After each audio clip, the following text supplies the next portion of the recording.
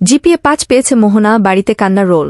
বিজ্ঞান বিভাগে এবারের এসএসসি পরীক্ষায় অংশ নেওয়া মুবাশিরা ইসলাম অস্ত্রোপচার করার পর তার আর জ্ঞান ফেরেনি। তার মৃত্যুর শোক কাটিয়ে উঠেছিল পরিবার। সেই মোহনার ফল শুনে কান্নার রোল পড়ে বাড়িতে। মুবাশিরা ইসলাম এবারের এসএসসি পরীক্ষায় সব বিষয়ে জিপিএ ৫ পেয়েছে। তার ডাকনাম মোহনা।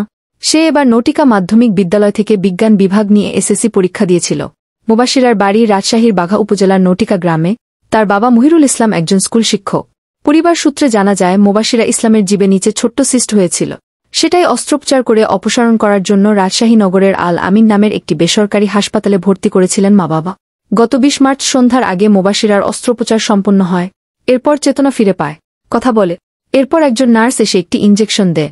তারপরই মুবাশিরা অচেতন হয়ে পড়ে। এক পর্যায়ে পরিস্থিতির অবনতি হলে তাকে রাজশাহী মেডিকেল কলেজ হাসপাতালের নিবিড় পরিচর্যা কেন্দ্রে আইসিইউ ভর্তি করা হয়। সেখানে চিকিৎসাধীন অবস্থায় ভোর ৫টা ১০ তাকে মৃত ঘোষণা করা হয়। ২১ মার্চ বিকেলে জানাজা শেষে নটিকা গ্রামে কবরস্থানে তাকে দাফন করা হয়। মুবাশিরার বাবা মহিরুল ইসলাম বলেন, রাজশাহীতে অস্ত্রোপচার করতে যাওয়ার সময় রাজশাহী কলেজ দেখে মাকে বলেছিল, আমি রাজশাহী কলেজেই ভর্তি হব। আমার নম্বর ১২০০ এর ওপরেই থাকবে।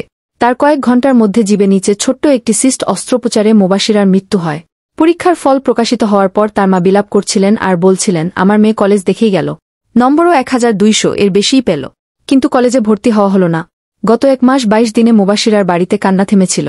কিন্তু পরীক্ষার ফল প্রকাশিত হওয়ার পরে তার বাড়িতে আবার মাতম দেখা দিয়েছে। বাড়িতে যারা আসছেন, মুবাশিরার ফল শুনে কান্নায় ভেঙে পড়ছেন।